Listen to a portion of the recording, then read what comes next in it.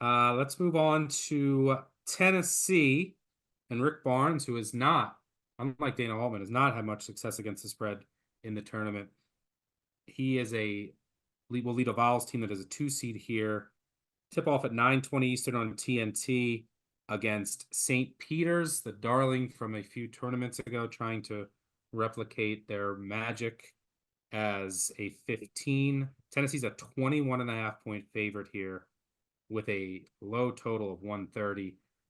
I don't see it with this Peters team. They even though it's a new coach and they're new players, they only have one player from that team, and he only played 1 minute in the tournament, Latrell Reed. This is just a worse version of that team.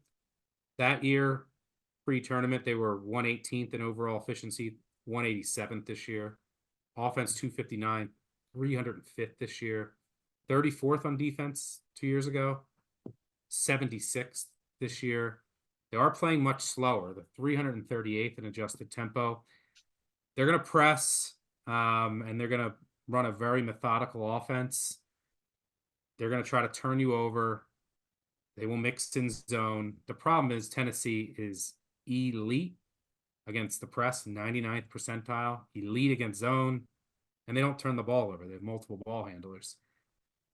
They also should be able to dominate the offensive glass here. They should be able to get to the line a ton against St. Peter's aggressive D. St. Peter's, their offense is basically like take bad mid-range jumpers, which, by the way, isn't great against Tennessee, who ranks 3rd in mid-range percentage allowed, and then hope to get offensive rebounds or hope to get to the line. Now, you can do that a little bit against Tennessee, but it's not like St. Peter's is good at the line or near the rim when they get those offensive rebounds. One of the worst rim offenses in the country. I will say Corey Washington is a stud, and he didn't play in 7 games this year for St. Peter's. They went 1-6 in those games, so their metrics are a bit deflated. But when they stepped up in class this season, they lost by 11 on the road at Seton Hall, 9 at Duquesne, and 31 at Rutgers. Meanwhile, Tennessee is 9-0 against teams ranked outside the top 100 on KenPom. They won by an average of 24 points per game.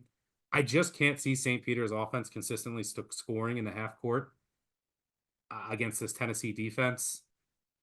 And they don't run. They're methodical. And I've said this all year, Tennessee's transition defense is what you want to attack.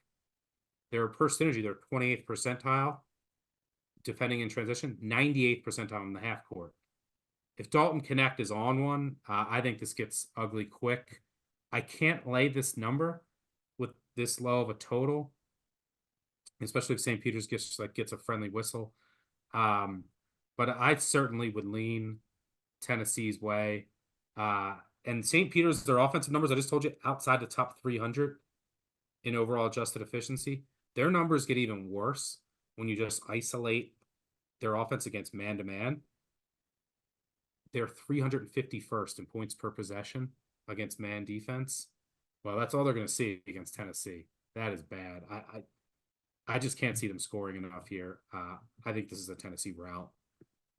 Any of you guys have any thoughts on this game?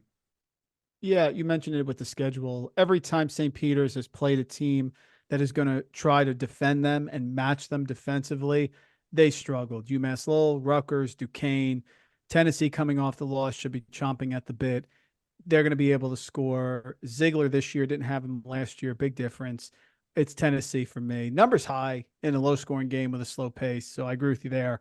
But I'm on this Vols team. St. Peter's not getting the upset here. Certainly Iowa State, a more live underdog as 2 seed than Tennessee.